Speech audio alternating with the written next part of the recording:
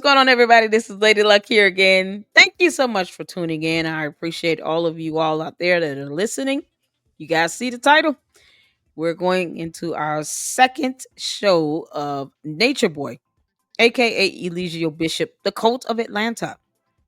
If you guys have not heard of Eligio Bishop and who he is a cult member that is currently serving life in prison for R-wording a young lady who wanted to leave his dumb cult. I believe it's called Carbonation Still.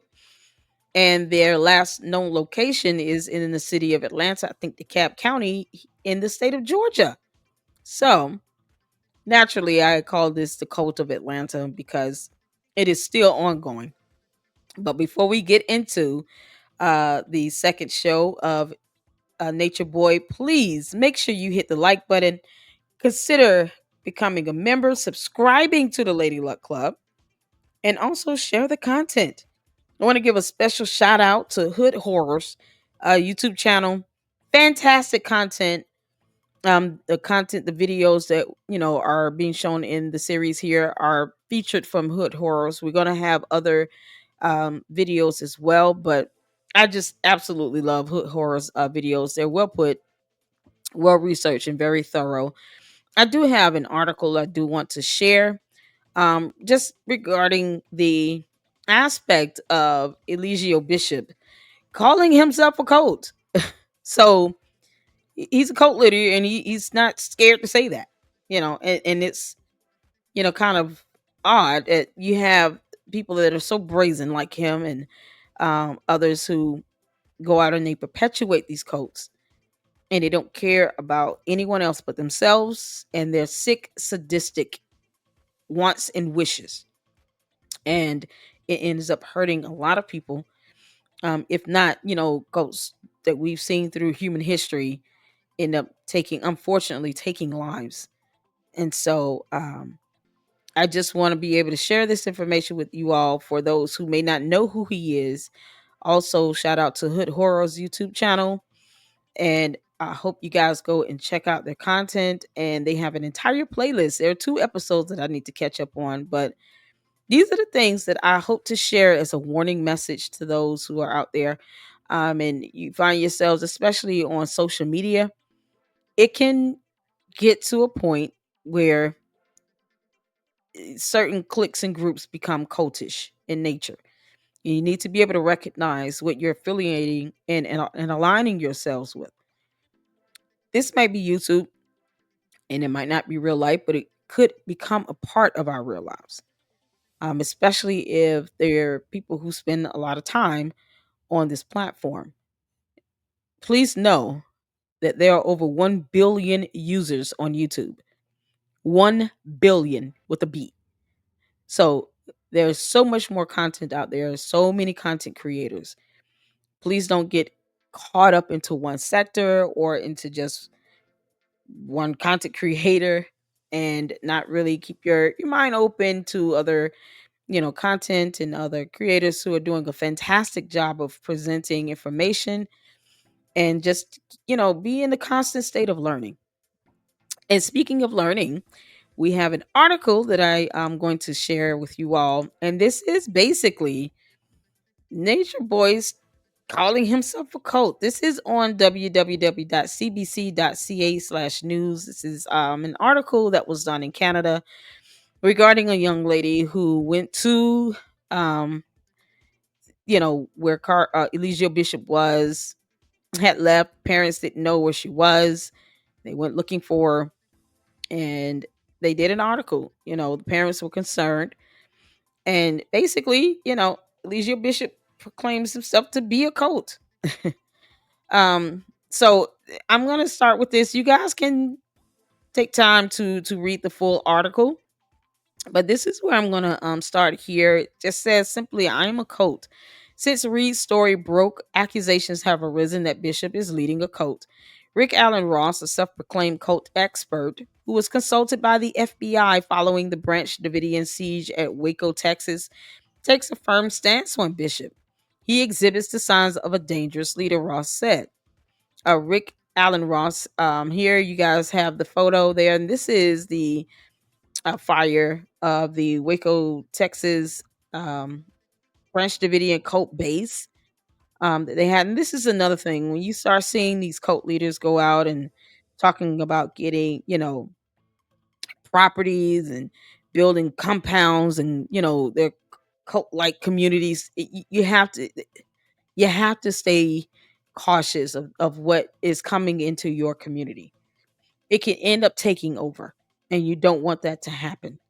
Um, from watching videos posted to Bishop's Facebook page, he believes the actions displayed by the leader and followers fit a textbook definition of a cult, a system of religious veneration and devotion directed toward a particular figure or object. This is here, a cult expert, basically giving you the textbook definition of a cult, a system of religious veneration and devotion directed toward a particular figure or object. The followers are not buying into the beliefs set forth as much as they are buying into the man preaching them, he said. When asked his opinion, Bishop challenged the definition but did say, I am a cult. This is Eligio Bishop confirming.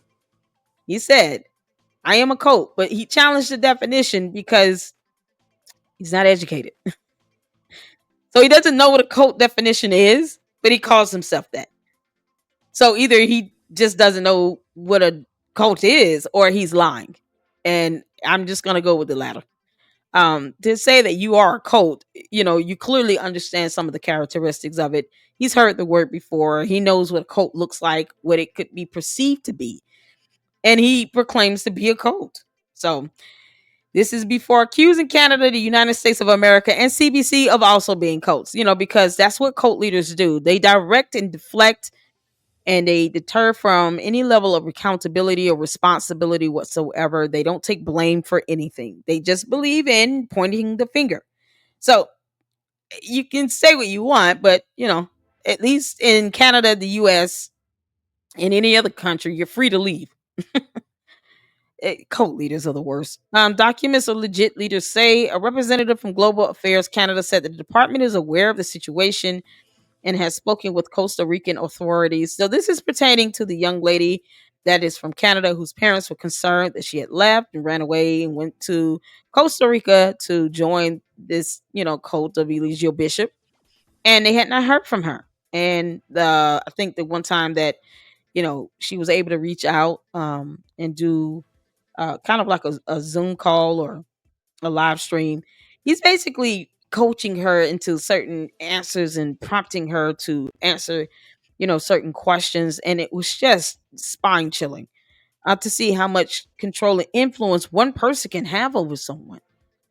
But, as the expert said, it's not so much as someone buying a set of beliefs as it is they're buying into the man that's preaching them.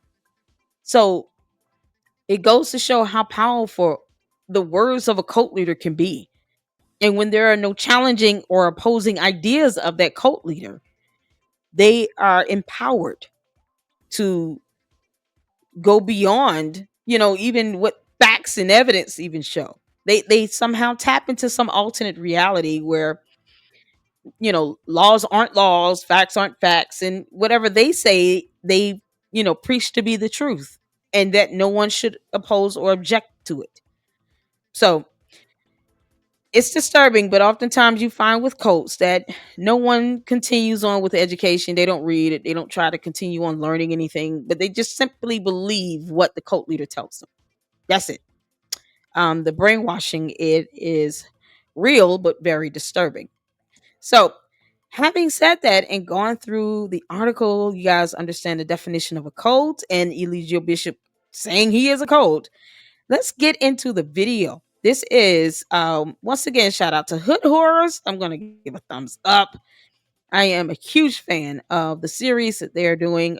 Make sure you guys go and check out their channel and their content. Let's get their subs up. I mean, help them to grow. That's what, one of the things I appreciate being a content creator is being a part of a community where you have other content creators wanting you to grow and do well. And that the idea and the aspect of competition is just silly and immature. Um, if you have great content, you have great content. And it's all about being creative and being able to put the information out there for people to learn and enjoy that content with you. So, shout out to you, Hood Horse. Thank you so much for these videos. And as always, I have sent comments, making sure that it is okay to feature, their videos in with the information that I'm presenting so that people can kind of just see for themselves what this cult leader is all about. Eligio Bishop is the worst. Let's get to it.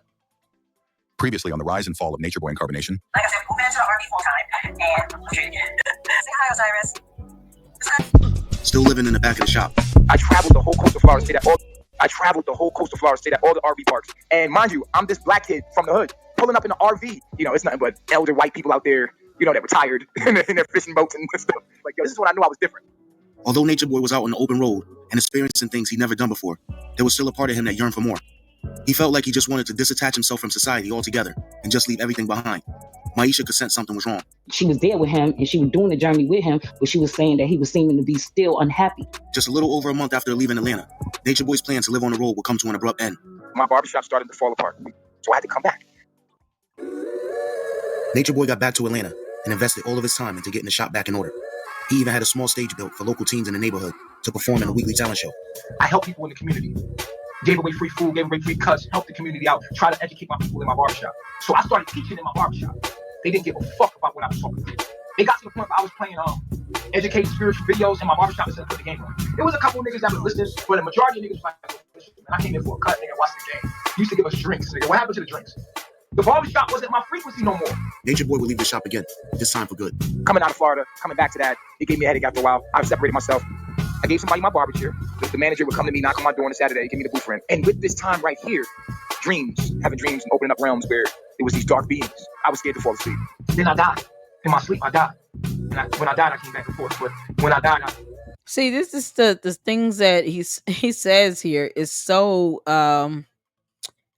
disturbing, and it's just more indicative of the fact that he really needed counseling and help. It's like the issues of his past haunting him and going and traveling all over the place, having all these ideas that's so random and nothing concrete, nothing solidified. He's pursuing things, but then he just kind of quits. It just shows instability and just an unbalance. And when you see someone trying to kind of enforce and infringe upon others' freedom and rights to just live and exist and be able to think and conduct themselves how they want, if they're not hurting anybody. You're talking about patrons coming into a barbershop simply saying, listen, I don't want to hear all of that. I just came in to get a haircut, watch the game. That's their way of chilling and relaxing. They don't want to come in and be preached at about something with nature and things like, the things that he's saying, that it just can be really concerning and dark. I think sometimes we forget how powerful our words are, but this is what happens when the behavior you're seeing of someone being self-proclaimed to be a cult leader in the beginning phase goes unchecked, and it becomes a monstrosity. So let's get back to it. I stayed up for 3 days and I died. And when I died, I woke up in a hospital. I was in another reality, just as real as this one, in a hospital. And when I got back here, it made me question the fabric of reality, because it's like, that was so real. How the fuck? I didn't know where I was dreaming at. Was this a dream? Was that a dream? I didn't know where I was dreaming. That's how vivid my dreams was. Maisha was watching Nature Boy unravel right before her eyes, and there was nothing she could do about it. He was hardly getting any sleep at night, and his days consisted of watching conspiracy videos on YouTube, along with black conscious videos, mainly by Sonetta TV, Brother Polite, and Young Pharaoh. He rambled daily about America, which he called Babylon, and how it was going to fall.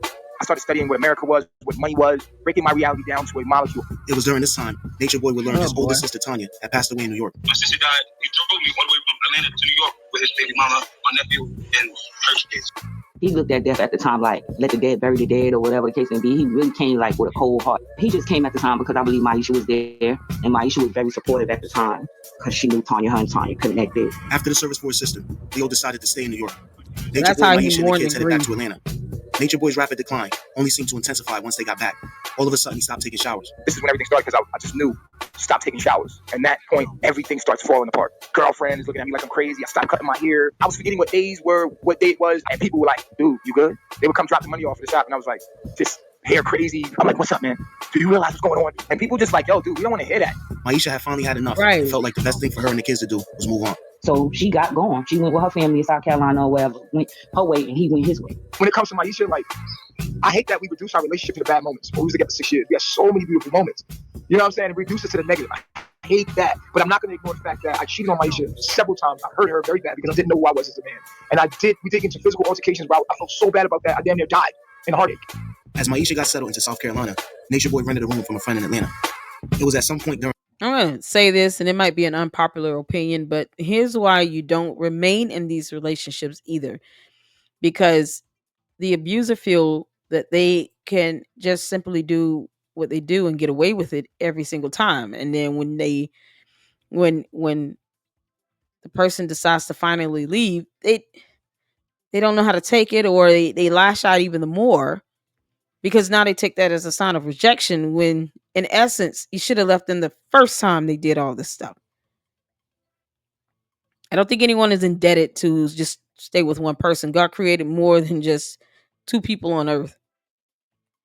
I mean, love is very powerful, but love should not be blind or stupid to what might be more hurtful to you than to them. It was of no consequence to Eligio Bishop to cheat and hurt physically, be abusive to, his sons, his children's mothers.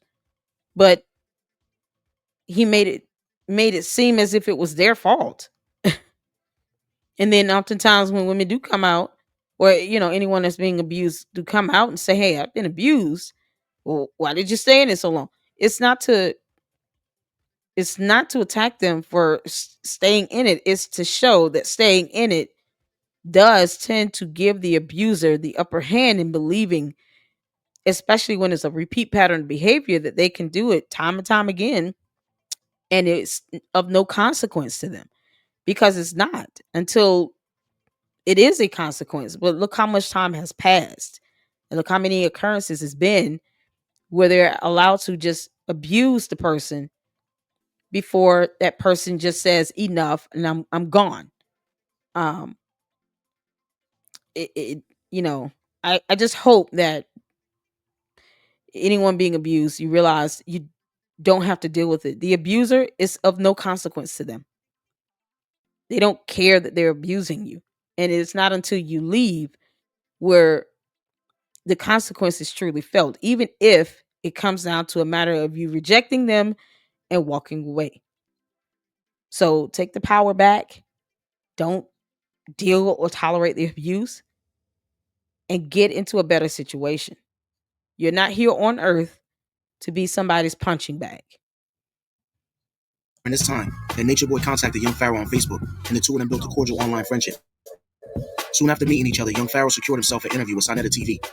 Nature Boy offered to give Pharaoh a ride from his home in Buffalo, New York, to the interview, which was in Harlem. Nature Boy drove from Atlanta all the way here to New York to see me. You know what I mean? I just finished having a conversation with somebody. I'm still on the way to New York right now. Young Pharaoh says when he got to the interview, he asked Sinetta if Nature Boy could come up so he didn't have to wait in the car. Sinetta agreed. That's the whole even way Nature Boy even came to fuck up. You would never even see this nigga on camera.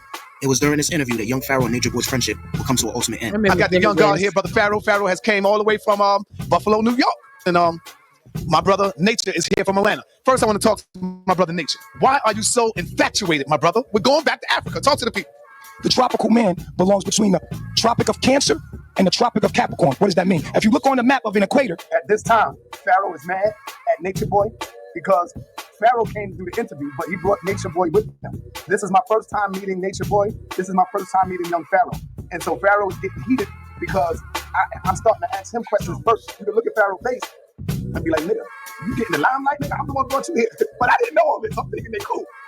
I'm doing the interview. This nigga jumps in the interview, grab the mic. 1,300, maybe 1,500 people watching. We live. So I'm trying to be smooth because this is my first time being on this platform, and I don't want my first impression going to be fucked up. So I grabbed the mic back from the nigga. Mike, we never supposed to even had the mic. So somebody called in and was like, yo, I know that nigga gay. So Nature Boy gets to arguing, screaming at the top of his fucking lungs, embarrassing the fuck out of me on this live stream. Now I'm on fire because I'm feeling wild disrespected. Because I'm like, nigga, I don't even know you. Wow. At the end of this whole thing, Young Pharaoh and Nature Boy was getting ready to fight. So I had to let the nigga know, like, listen, I'm not trying to be egotistical. I'm not trying to do none of that. But don't ever snatch no motherfucking mic out my motherfucking head, my nigga. Man. So we getting into it. Oh, so now no. we arguing. So boom, we go our separate ways. That was my first and last time meeting the nigga. Although Young Pharaoh and Nature Boy would never see each other again face to face, their beef was far from over. Once Nature Boy got back to Atlanta, he stayed mainly secluded in his room and dove deeper into spirituality and the wonders of nature. And I start asking people questions like, what are the trees? Now, I said this in the first show, like, this tremendously negatively affected his children. He had 2 kids by this point, I think. And if he's spending more time looking up information, but you don't hear or see him having time with his own children, it goes to show he wasn't really involved in their lives. But he obviously didn't really care. He didn't make much effort to do that. And then, of course, his move to Costa Rica, you moving out of the country, of course, your time, and the opportunity to see your children even more is going to be restricted and limited. This is the beginnings of a cult leader here. The narcissism, the selfishness, the inability to really care about anything or anyone else other than yourself and what you desire and want takes over. He had 2 kids by this point. No talk of him trying to go out of his way to spend time with them. None. Trees. A tree is a tree. Nah, nigga, what is a tree? What is a bird? It's a bird. No, nigga, what is it? He had stopped eating meat months prior, but now even plant vegetables weren't a part of his diet. I just, basically had a sixth sense to go to the fruit. And I was just like, I'm just going to eat fruit. I started arguing with vegans. Like, listen, we can't eat plants. I just knew things. I knew things. I didn't want to no longer be a part of anything that was destroying anything else, whether that was a person or a plant, because I knew that all of life, I just had this vast respect for life. And so life for me, but not his children, very uncomfortable because I knew too much. Going live on Facebook was still rather new at this time. He would use this new feature to spread his message to a wide range of people in real time. Peace, peace, peace, peace. It's good to see you guys. My reflection, how you been? We're going to dive right in. Sometime during the months following the Sarnetta interview, his once firm stance on moving back to Africa changed. I personally would advise anyone to stay away from Africa because as beautiful as Africa is, there's going to be lots of war. His messages would reach even a larger amount of people when he began posting videos to YouTube. You can catch these videos also on my YouTube, Nature Boy TV. Everywhere on social media, you can find me. My name is Nature Boy TV on there. Nature Boy TV, simple. In mid-2016, of course, you can see that the need to want to just be seen and heard, and to get all of this attention, and how this attention is getting to his head. Ugh, cult leaders, they're the worst. Nature Boy would finally make the decision to leave the United States for good. This year, yes, your reflection, I'm leaving the United States. My meditations are leading me to South America, and that's where I'm going. You guys are welcome to come. Over the course of the next month, Nature Boy will begin prepping for his new life in nature. He went live daily, updating his followers on his status and trying to convince them to join him on his journey. This is the year. You got to get out of here, all right? Go home. Between the Tropic of Cancer and the Tropic of Capricorn. Slowly but surely, he began getting rid of everything he owned. Who I was as Bishop was dying. I gave all that I owned away. I gave cars away. I gave the barbershop away. Nature Boy gave the barbershop to his manager named Lex. He wanted to cut all distractions that came with his Babylon name. He wanted to start fresh in nature. Leo was hurt when he heard the news of Nature Boy giving the shop to Lex. Even though he was living in New York, he thought his brother should have gave it to him before anybody else. I was like, right, that was his brother. I mean, there was people out there was reaching out to me like, that's crazy. Wow. When one of Nature Boy's followers learned he was going to South America, she sent him a message telling him that her brother owned acres of land in Honduras. She said her brother would be willing to let him and whoever he came with live on the land for free. She also told him the land had 2 houses on it that would need to be renovated. Although Honduras was in Central and not South America, he couldn't refuse the offer. Nature Boy changed his plans and would now be headed to Honduras. Before leaving, Nature Boy headed to Ohio, where he would visit Mike Brown for a few weeks. I'm out here in Ohio, man. We riding, baby. But not his children. One thing I can say about Ohio that I love, though, is like it's so peaceful out here. Ain't all that craziness like Wi-Fi and all that. There's more country. Although it's more away from the equator, you feel the difference. But it is more country out here. Like, I like the countryside. I like to be away from the city. Finally, in late 2016, Nature Boy went live and told his followers he'd be leaving Babylon in less than a week. I'm leaving Ohio, going back to Atlanta for a couple of days. I'm going to be giving my car back to the bank. And then from there, I'm going to Florida. And then on Thursday, I'm going to be flying to Honduras one way. I'm going to show y'all how I pack my bag to go. For all of y'all that's planning on really getting the fuck up out of here. I bought a 60-liter bag because my whole life This is where, people started to kind of follow him and were willing to physically relocate themselves. And yet, you don't hear him say anything about his children. Is in this one bag right here. Okay, this right here is a water filter. So basically, when you're in nature, you basically take any kind of water and put it in a water jug and then slurp it through this here thing. Got me a little handy tool set just in case it goes down. I need tools for some reason. Right there is my tent. This is my tent right here. This is my solar panels right here. So when I'm walking, the sun will be charging this. I can power my stuff right here. Now, mind you, we have two houses. Upstairs, downstairs, plenty of room for everybody. I just take this stuff because when we do go to the land, normally when you go, this is all the stuff I got right here. All right. When you go out and live in nature, you're not taking electronics with you. So I got a couple pairs of shorts, got some t-shirts. You don't need point is to be in tune with nature all the time. Now that I'm going into nature, I'm going to build a village. Don't know how I'm gonna do it, but I know that it's going to happen because I said it's going to happen. Nature Boy went live the day before leaving and told his followers that wanted to go with him where and what time to meet him the following day. Oh my God. Although some people showed up, it wasn't exactly what Nature Boy was expecting. I got all female following, and so I'm thinking they're coming. No. 3 guys pop out of nowhere. And I was like, you know what? Y'all my warriors. The Warriors. It's been beautiful, man. Warriors. So Key, Omag, and this guy we called Starlight at the time, we left. Before boarding the plane, Starlight shocked Nature Boy by telling him something that would prove to be critical once they would arrive in Honduras. He says, I speak Spanish. I'm like, what? Like, yeah, I speak Spanish fluently. I'm like, what the? So I'm like, wow, this is all coming together. Then Key's like, yo, I bought $20,000. I'm like, $20,000? Like, oh shit, okay, cool. Like, okay, you're useful. Okay, come on in. And then wait, Omag, you say you're useful because of money. The initial movement was to start an eco village in Honduras, but that's another sign of a cult leader when they become, more possessive. The fact that he was finding this guy useful simply because he had 20 grand on him is disturbing. But he was actually hoping women would come along. Why would you not think that, men would show up either? That was stupid not to expect that, but okay. What the goal of it was at first. That's why I went out there. We all got on the plane. It was beautiful, and it's like wow. If you could think of me being guided, and everything that I need came with me jumping out with faith. The 4 of them would make it to the land in Honduras, but Nature Boy immediately decided it wasn't up to his standards. He's got 30 acres of land. We get there, it's not what it seems, okay? And I remember walking into his house, grandma's house. It was like all her old stuff knitted. It was like her old pictures. It was like one of these old creepy houses. I was like, dude, I'm not staying here. Nature Boy decided to rent a hotel room until they could find a house that was more suitable for him. They stayed at the hotel for about 2 weeks until they found the ideal property in Santa Fe. This is free though for him though. That $20,000 sure came in hand. Steve, who would later be known as Phoenix, was the man who owned the land Nature Boy decided not to stay on.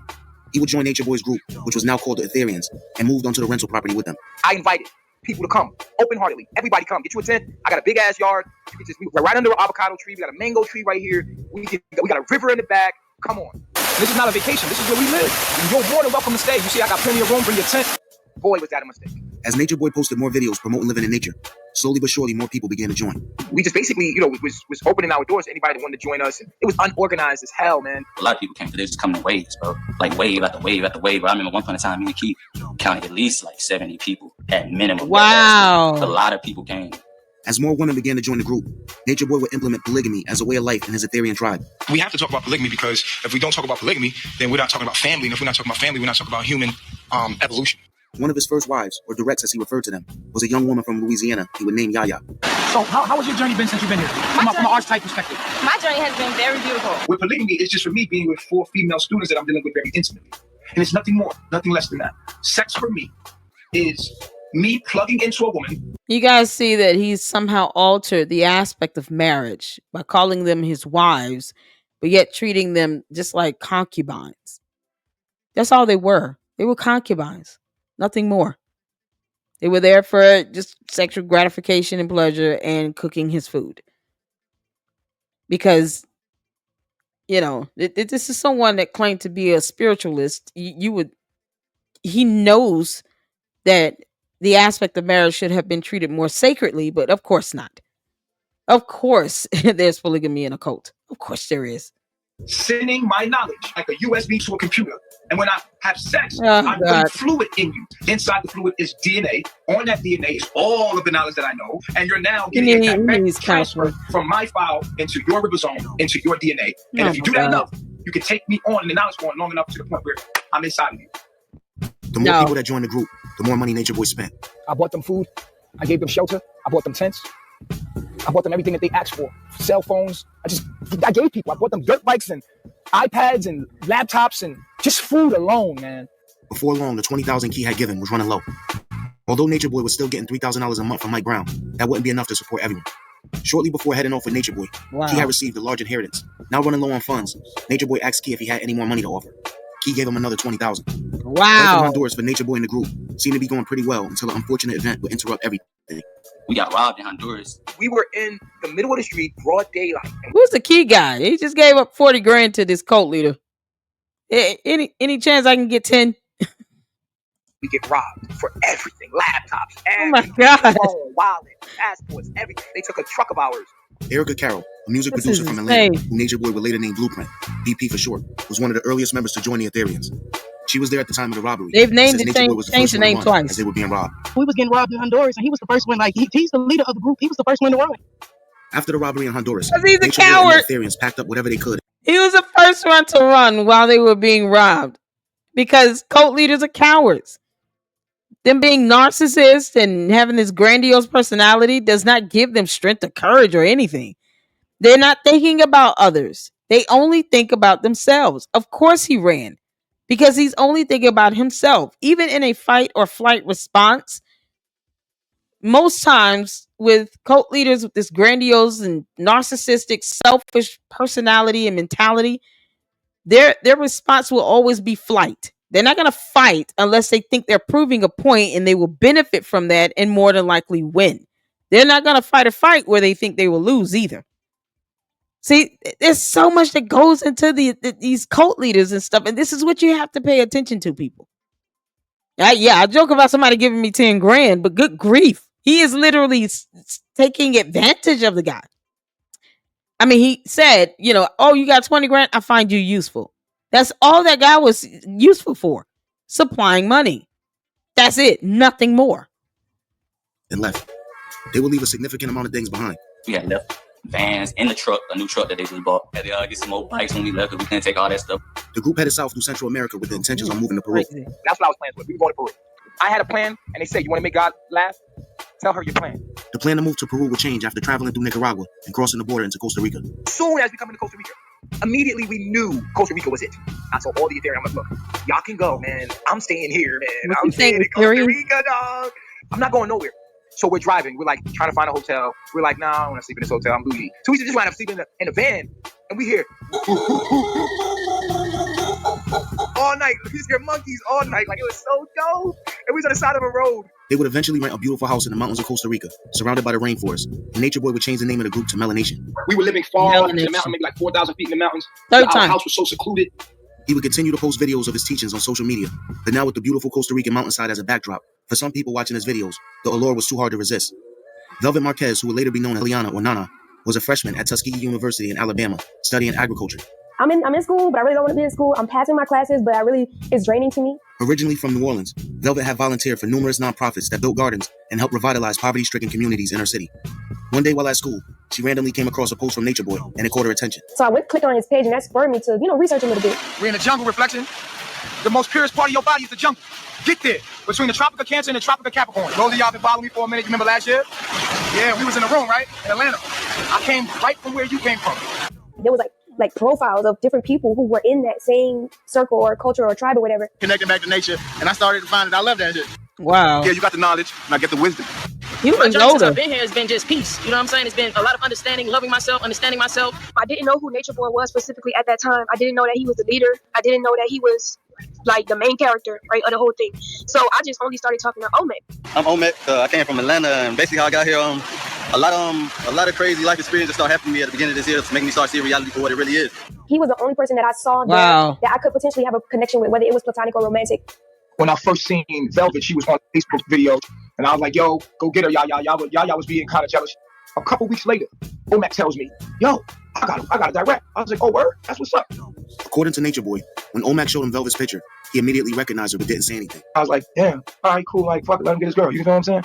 Over 1,900 miles away from Tuskegee, in Corner Brook, a small Yeah, naturally. Let me get his girl. Okay. Oh my God. city in Canada, A 21-year-old woman named Kayla Reed was discovering Nature Boy's tribe at the same time.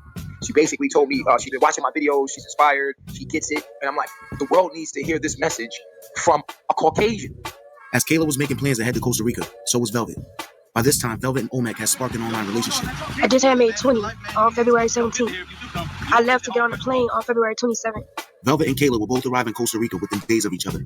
From the moment Velvet arrived, Nature Boy had his eyes on her. When she came in, I knew that I was attracted to her. And I don't know if women are attracted to me the first time, but I asked her. I said, are you attracted to me? She said, no. Right in front of Omek. So I'm having this conversation with him in front of the tribe, in front of Omek. He's like, you sure you want to be with Omek? You sure? And I'm like, wow. I said I wanted to be with Omek. I said I'm with Omek, and I'm currently with him. Kayla will later describe her experience when first joining the tribe as well. Melanation, they were very welcoming. Like, I don't think I've ever had such a warm welcome. Very honest environment, very open. It would have been nice to not be yet again another person he took advantage of only just to get his cult message spread, and saw, I need to get it through a Caucasian. That's it. He didn't care about her. He just cared about what she could do for him. The selfishness of this cult leader is despicable. And for him to go so far as to take Eliana away from Omek is insanity. It's almost like demeaning. But then the other men out there, they obviously let him do this. They didn't challenge him back.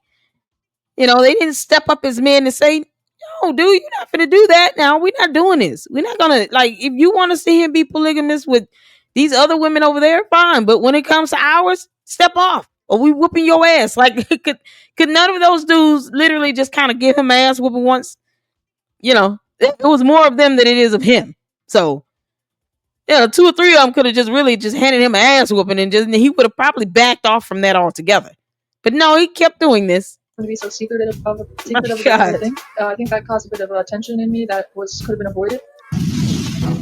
Police need your help finding a missing woman. Take a good look Yeah, at she your was screen reported here. as missing. Unknown to Nature Boy, back in Corner Brook, Kayla's family had filed a missing persons report after she told him she was going on a church retreat but never returned home. If you know wow, where a church retreat. Police. The following month, Kayla's family would spot her in a video posted on Nature Boy's Facebook page. Kayla was now going by the name Sunray, and her family was worried she was being held against her will. I'm Ray. Yeah. Ray. How did you pop up here? Sunray. Sunray. Ray's here. Wait, isn't Nature Boy a prejudice? Isn't he racist? How does he have white people there? Newfoundland police would contact Nature Boy and talk to Kayla. That's all after she he assured saw them she was her there as. willingly, the police could do nothing because she was an adult. The police were calling, looking for her and stuff like that. And I was like, I made sure that she got in contact with the police station there in Canada.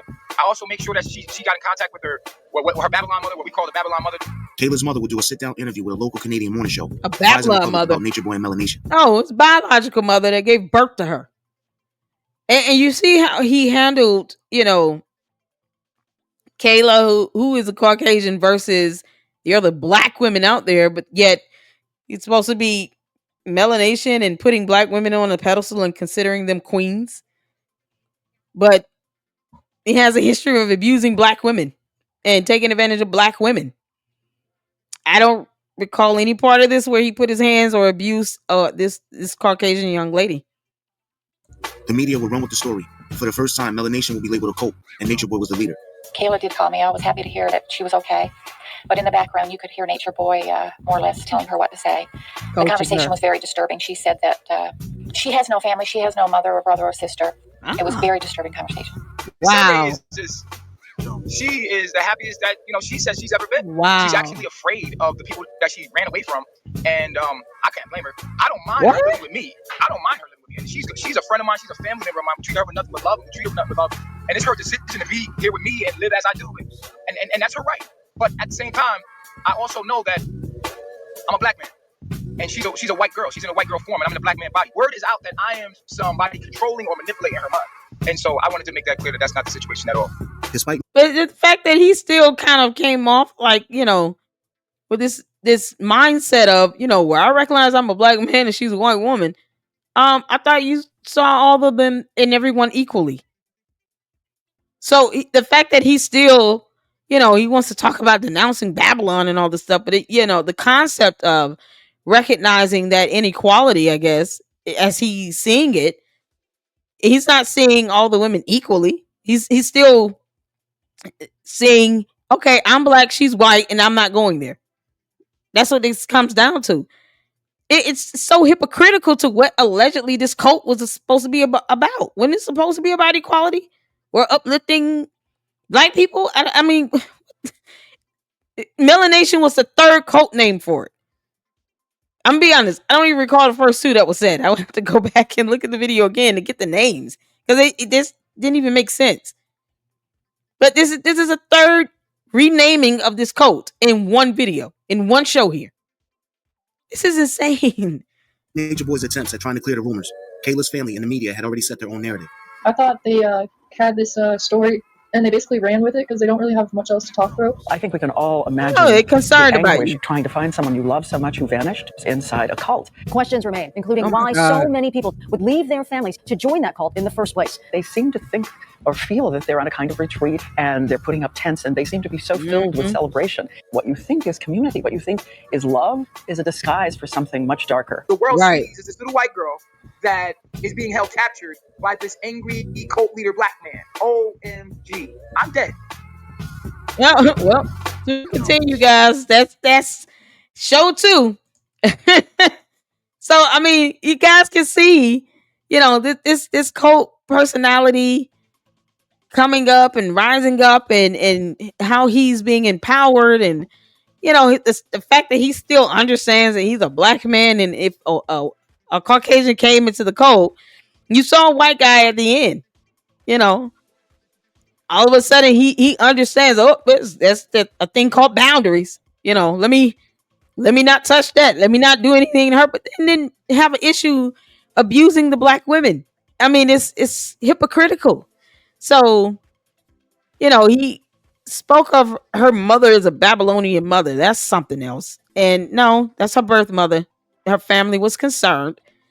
And it's in show 3. We'll go over what happened. And I did pull up part of the article that I read earlier was based on the reporting of her, as she's called, Sunray, going to, Costa Rica and joining this Melanation cult, as it was called at that time. And she told her parents she's going on a church trip and just didn't come back. I mean, if at 21 years old, yes, you are an adult. But if you feel that you're doing something right or justified, why lie about it? It just created worry for nothing. And eventually she, you guys will see. We'll find out what happens. I want to keep the mystery going in this, but I do want you guys to be, aware and just have your eyes open on what to look for in some of the aspects of these cult leaders and how they operate. He's not the only cult leader that's walked this earth. There's so many more that have been, even more heinous and evil. But what he did was horrible and disgusting as well, which is why he's spending the rest of his life in prison. So thank you all so much for tuning in to show 2 of Nature Boy Eligio Bishop, the cult leader of Atlanta. That's still somehow existing and thriving. God knows why. But hope you guys continue to tune in. I'm going to be doing show 3 tomorrow. I want to be able to continue on with these series and get caught up with, I think the latest is series 37 on Hood Horrors. Shout out to them. Make sure you guys go check out their channel.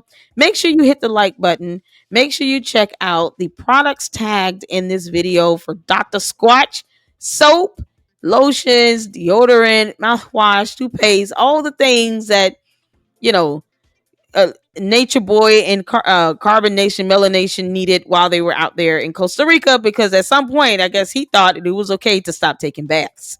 So when you take a bath and shower, please use Dr. Squatch soap. Smells good. They have great scents, and they do get you clean. And so make sure you check out the products tagged in the description of this video for Dr. Squatch. I do receive a commission on the products sold. And I want to thank you all for all of the support. And until the next one, Lady Luck Club out. Deuces.